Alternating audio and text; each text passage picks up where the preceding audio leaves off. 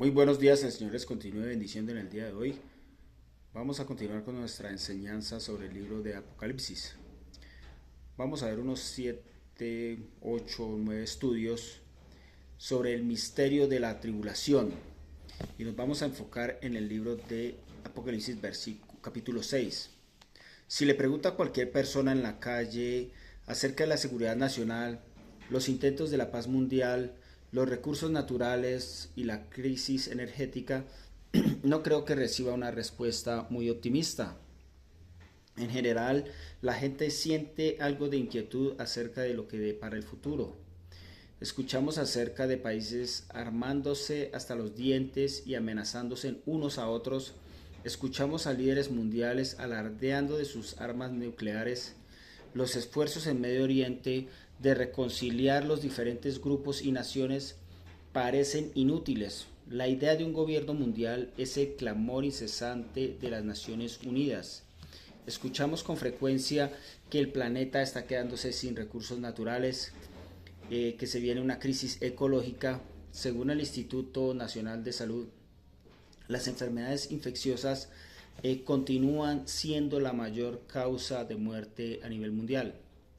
Enfermedades que llegaron a considerarse obsoletas han resurgido como amenazas mundiales, ya que han generado resistencia a los tratamientos que iban a erradicarlas. Y el punto es que vivimos en tiempos difíciles. Me parecieron interesantes los resultados de una encuesta que reveló que el 66% de los estadounidenses cree que el mundo se va a acabar pronto, incluyendo al menos un tercio de personas que nunca han ido a la iglesia a congregarse.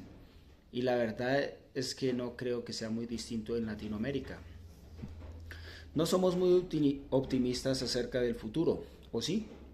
Y ya sea que algunas de estas crisis en que vivimos tengan o no que ver con la llegada del fin del mundo, una cosa es segura: lo que estamos viviendo ahora ni se compara con la crisis global que va a golpear este planeta en el futuro.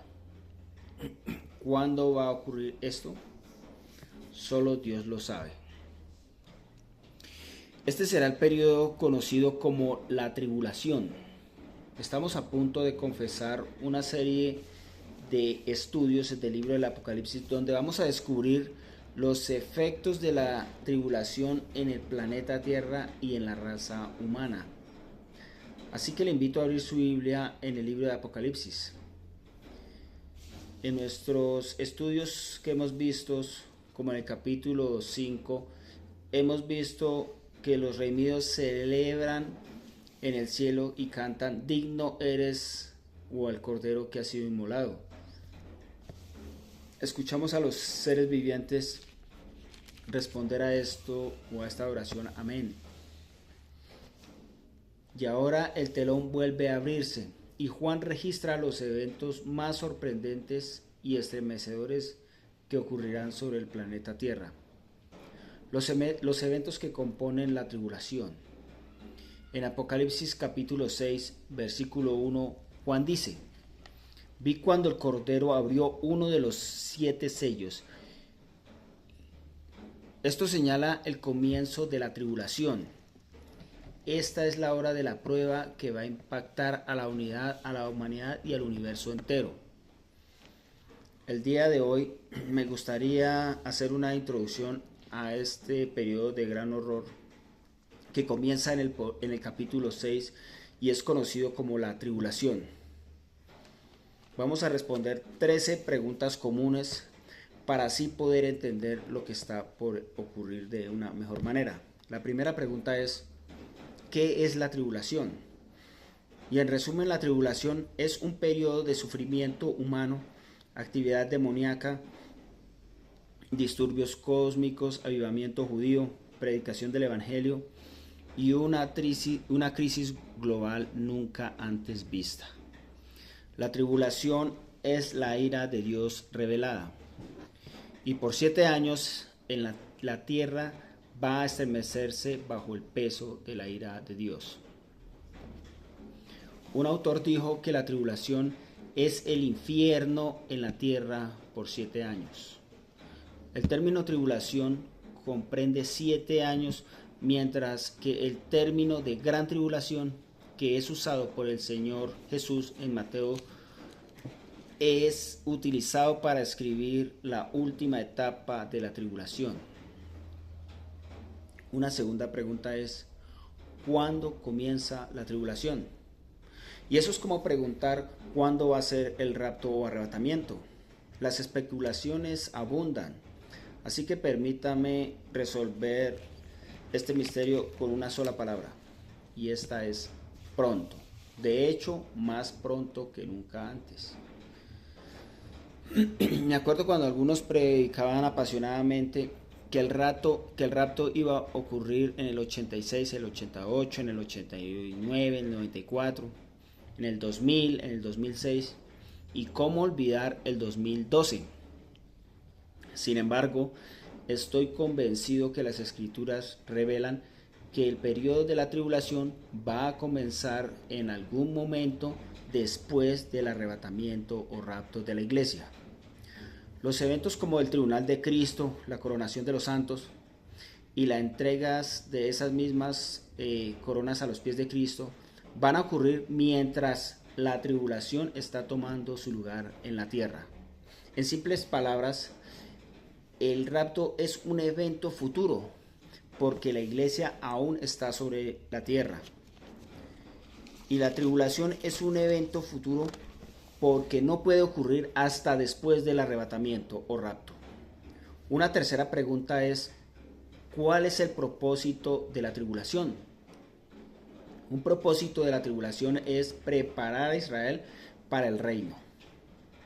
El profeta Zacarías dijo, y acontecerá en toda la tierra, dice Jehová, que las 2/3 partes serán cortadas en ella y se perderán, mas la tercera quedará en ella. Y meteré en el fuego a la 1/3 parte, y los fundiré como se funde la plata, y los probaré como se prueba el oro. Él invocará mi nombre, y yo le oiré y le diré, pueblo mío, y él dirá, Jehová es mi Dios. Zacarías 13, 8 al 9 dice esto. Y hay muchos pasajes como este que indica que el reino va a ser precedido por un periodo de purificación y juicio, como Jeremías 30, 1 al 33, Joel 2 y varios más. Un segundo propósito de la tribulación es castigar a la humanidad. Y solo imagine los horrores de la tribulación: guerra, hambre, granizo, fuego, océanos contaminados, oscuridad, enfermedades, úlceras sobre los que adoran al anticristo, mares que se convierten en sangre, calor extremo y mucho más. Y aún así, la humanidad va a maldecir a Dios y millones van a seguir adorando al anticristo. Dios va a revelar la depravación de la humanidad y la justa retribución por el pecado. Otro propósito de la tribulación es revelar la soberanía de Dios sobre la humanidad o sobre la creación. Recuerde que el faraón rehusó obedecer a Dios y él derramó las plagas sobre Egipto. Y una muestra parecida de arrogancia, aunque mucho peor, el anticristo va a desafiar al Dios del cielo. Y Dios, una vez más, va a derramar sus plagas para revelar su soberanía, revelando que solo Él es Dios. Sin embargo, la humanidad va a responder con una incredulidad asombrosa. Ellos simplemente van a seguir a cualquier Dios que no sea el Dios vivo y verdadero. Otro propósito de la tribulación es revelar el carácter y la maldad de Satanás. La tribulación va a desenmascarar a Satanás. Satanás se va a quitar su máscara de luz y bondad y se va a convertir en el dragón que trata de destruir los propósitos de Dios. Él no va a escatimar recursos ni personas en su lucha contra Dios. Puede imaginarse el odio que debe sentir Satanás por Dios y su creación, que sabiendo que su condenación es segura, aún así continúa atacando. Juan registra en Apocalipsis 12:12 esta interesante descripción de la que siente furia Satanás. Por lo cual, alegraos cielos y los que moráis en ellos. Ay de los moradores en la tierra y del mar, porque el diablo ha descendido a vosotros con gran ira, sabiendo que tiene poco tiempo. Imagínelo. Es como un prisionero que sabe que tiene una sola hora antes de recibir la pena de muerte, y esa hora la utiliza en maldecir a Dios. Y a pesar de la maldad de la humanidad y los planes malignos de Satanás, hay un propósito positivo de la tribulación que suele ser pasado por alto. Otro propósito de la tribulación es redimir a una multitud de creyentes de todo el mundo. Piense en todos aquellos que van a ser martirizados por su fe durante este periodo.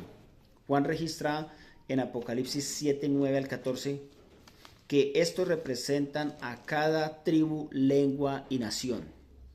Ellos son los que han puesto su fe en Cristo al oír el Evangelio y luego han sido asesinados por orden del Anticristo.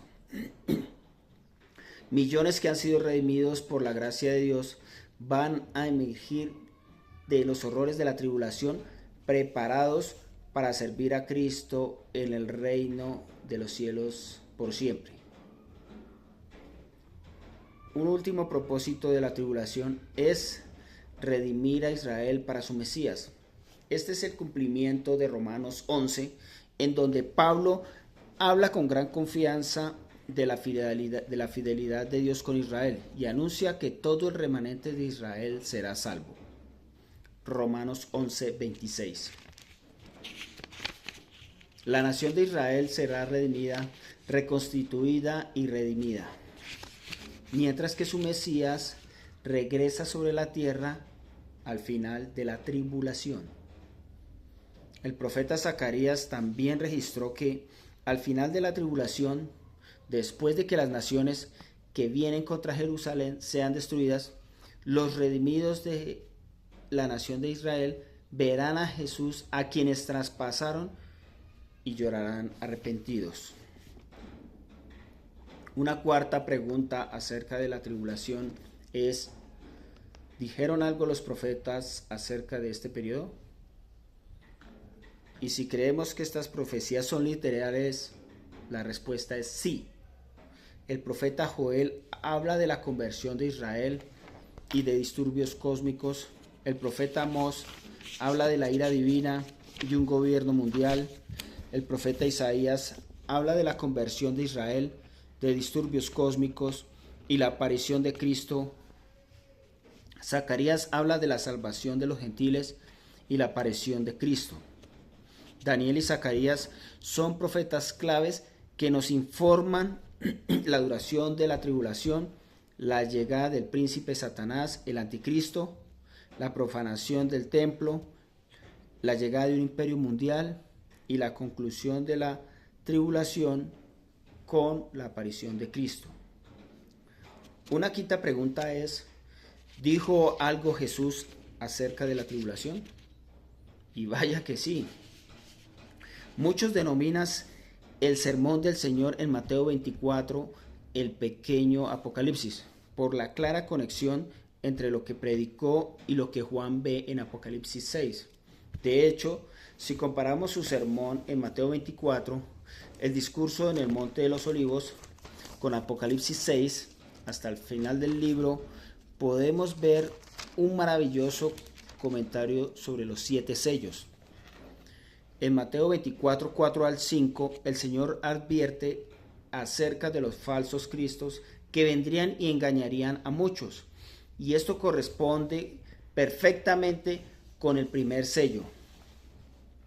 Cuando el anticristo va a venir al mundo o va a ingresar al mundo engañando a muchos. Luego el Señor habla de una guerra mundial en Mateo 24, 6 al 7, diciendo que habrá guerras y rumores de guerras, nación se levantará contra nación y reino contra reino. Y esto corresponde perfectamente con el segundo sello en Apocalipsis 6:4, donde las personas van a matarse unas a otras mientras la paz es removida de la tierra. Luego el Señor menciona en Mateo 24:7 lo que corresponde al siguiente sello. El tercer sello en Apocalipsis 6, 5 al 6, cuando la comida es escasa y vale una fortuna. Vamos a estudiar los detalles de estos eventos más adelante, pero por ahora vamos a entender que el Señor provee un comentario claro sobre la tribulación en el discurso del Monte de los Olivos. La pregunta número 6 es por qué el Señor les reveló esto a sus discípulos sabiendo aún que ellos no vivirían el tiempo de la tribulación. Una pregunta similar podría hacerse acerca de la profecía de Isaías en el capítulo 39 que habla del cautiverio de Babilonia. Y esto no ocurrió hasta que todas las personas habían muerto, las que vivían en ese entonces. La situación es que la profecía de Isaías fue entregada a toda la persona, a toda la gente, a todas las personas de ese momento con anticipación. Y es que Dios advierte a cada generación acerca de la tribulación. Recuerde que las personas aún van a tener acceso a la Biblia durante la tribulación, lo que significa que van a haber muchos que van a poder descubrir el Evangelio y aplicar las advertencias del Apocalipsis directamente. Vaya bendición que va a ser este libro para los santos que vivan durante la tribulación. Pregunta número 7. ¿No es injusto que la tribulación sea desatada en una sola generación? En otras palabras, ¿es realmente justo que todo este juicio caiga sobre una sola generación? Para empezar, esta generación va a tener más conocimiento, más señales y más oportunidades para responder al testimonio de Dios que cualquier otra generación. Además, el juicio de Dios va a intensificarse de acuerdo a la rebelión de la humanidad. También recuerde que la paciencia y la misericordia de Dios para con las generaciones pasadas, las cuales también merecían el mismo juicio, no exime a esta generación de ser juzgada. Una cosa más, cada no creyente de cada generación previa se encuentra sufriendo los tormentos del Hades. Y es que, por más horrible que sea la tribulación, creo que todos los habitantes del Hades preferirían estar en la tribulación que sufriendo allí. Pregunta número 8. ¿Cuánto va a durar la tribulación? El profeta Daniel nos informa que la tribulación va a durar por 7 años. Toda la tribulación es una serie continua de juicios, 7 sellos, 7 trompetas y 7 copas. Cada serie de juicios va a ser como los dolores de parto que crecen y crecen en intensidad. Esa es la metáfora del Señor para la creciente intensidad de su juicio. El reino milenial va a ser a través del dolor de la tribulación. Pregunta 9. ¿Cuáles son los primeros eventos de la tribulación? La respuesta es el primero de los 4 sellos, que vamos a estudiar con más detalles en el próximo estudio o en otro estudio. Este evento revela la llegada de los 4 jinetes. Estos son los 4 jinetes del Apocalipsis. El primer jinete monta un caballo blanco y este representa la llegada o reino del anticristo. El segundo jinete aparece en un caballo rojo y representa la guerra y destrucción. El tercer jinete está sobre un caballo negro y representa la devastación de la hambruna. Y finalmente, el cuarto jinete cabalga sobre un caballo pardo, representando la enfermedad y la muerte de millones de personas. Apocalipsis 6:8 nos cuenta que al comienzo de la tribulación, un cuarto de la población mundial va a morir. Imagine lo que esto sería en el día de hoy. La devastación de la muerte va a ser inimaginable. Pregunta 10. ¿Va a sobrevivir alguien a la tribulación? Aquellos que han creído a Cristo durante la tribulación van a entrar al reino, como vamos a estudiar en otros programas, para casarse y repoblar la tierra durante el curso del reino milenial, mientras Cristo reina justamente sobre todo el mundo y la iglesia con él. Pregunta número 11. ¿Qué revelan todos los horrores de la tribulación? Primordialmente, estos horrores revelan que Dios va a cumplir sus promesas de justicia y su pacto con su pueblo Israel. Dios va a cumplir literalmente sus promesas en un reino, de un juicio, de la redención de Israel y de un reino terrenal. La tribulación revela que Dios cumple su palabra. Pregunta 12. ¿Pueden los no creyentes aceptar los no creyentes a Cristo durante la tribulación? La respuesta es sí. De hecho, millones de personas van a aceptar a Cristo durante ese tiempo. Prueba de aquello son los mártires de la tribulación, que se encuentran delante del trono del cielo, provenientes de cada tribu y nación. Sabemos por seguro que van a haber millones de personas que van a poner su fe en el Hijo de Dios durante la tribulación. Apocalipsis 7, 9 y 14, los sellados. Y ahora la última pregunta es, ¿por qué deberíamos estudiar esto? ¿Por qué estudiar la profecía con tanto detalle? Deberíamos estudiar la profecía porque creemos que toda la escritura es útil. Desde el primer capítulo, libro de Génesis, hasta la última palabra del Apocalipsis. Toda la escritura es inspirada por Dios y útil para enseñar, para redarguir, para corregir, para instruir en justicia. 2 Timoteo 3:16. También deberíamos estudiar la profecía porque Dios nos ha dado una promesa especial. Recordará que este libro comenzó dando una bendición especial para aquel que estudie esta profecía, Apocalipsis 1:3. Estudiamos la profecía porque tiene relación con el Evangelio. Cuando Pablo predicó a los atenienses, terminó su mensaje diciendo que un día Dios va a venir y juzgará a la tierra, por cuanto Dios ha establecido un día en el cual Él juzgará el mundo sobre todas sus obras. El Evangelio no está completo sin la justa ira de Dios. El Evangelio es más que Dios te ama y tiene un plan maravilloso para tu vida. El Evangelio es ser rescatado de la ira de Dios. Apocalipsis 3:10. Estudiar la profecía también motiva a evangelizar. Al menos motivó al apóstol Pablo, quien no solo tuvo un gran entendimiento acerca de los eventos futuros, sino que también tuvo la oportunidad de ver la gloria del cielo. Él escribió de su pasión de servir como embajador de Cristo, rogando al mundo en nombre de Cristo, reconciliados con Dios. 2 Corintios 5:20. Estudiar la profecía también motiva y promueve la pureza personal. El apóstol Pedro animó a los creyentes a la luz de la venida de Cristo a vivir una vida de santidad según 2 Pedro 3.